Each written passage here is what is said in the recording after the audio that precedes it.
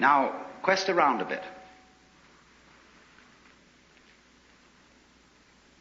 Ask yourself this: for what reason would a person be considered hopelessly insane? What sort of claims must a person simply not make? Well, there is one, and that is if anybody claims that he is God. That simply isn't done. Certainly not in our culture, although it's very frequent in India.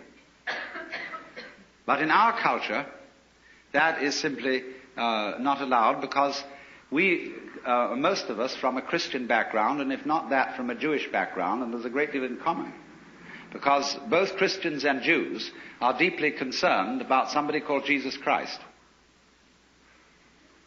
Both Christians and Jews are, in a way, followers of Jesus Christ in different ways. He is a problem to both. Because he was the man who came out and discovered he was God. And that simply is impermissible. The Jews handled it in one way. The Christians handled it quite as effectively in another way. The Christians handled Jesus perfectly, even more tactfully than the Jews, by putting him on a pedestal and saying, this was the only man who ever was God, and nobody else was really so before, and certainly nobody can be so afterwards. Stop right there.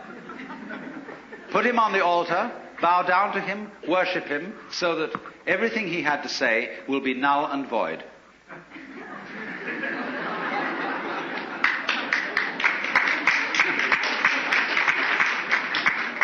And it worked beautifully. But you see, the trouble about deep secrets is they can't be repressed indefinitely. Now here's the problem, you see, that there are certain processes, some of which are what you might call spiritual exercises. Others are simply chemicals. Others are just horse sense, whereby one comes to see very clearly indeed that black goes with white and self goes with other.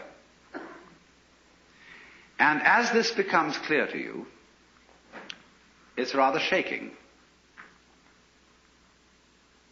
Because, look, if what you define as you is inseparable from everything which you define as not you, just as front is inseparable from back, then you realize that deep down between self and other there is some sort of conspiracy. If these things always occur in combination and look very different from each other and feel quite different, nevertheless, the feeling of difference between them allows each one to exist.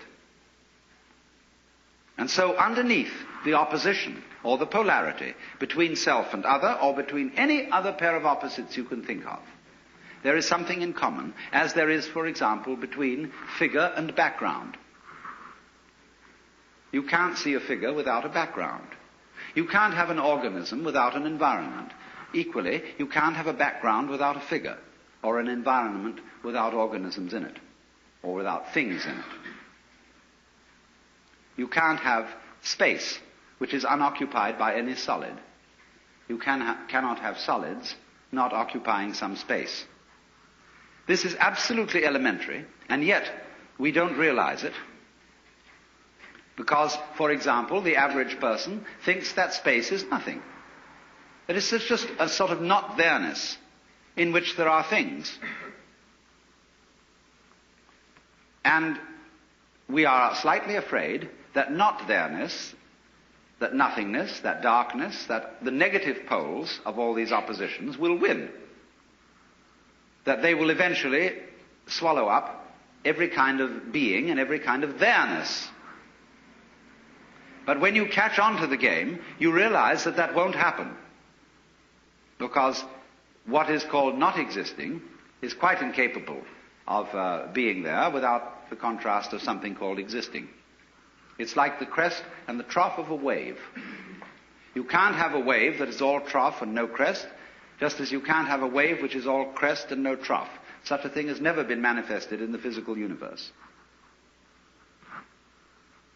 They go together. And that is the secret. There really is no other secret than that. But it is thoroughly repressed.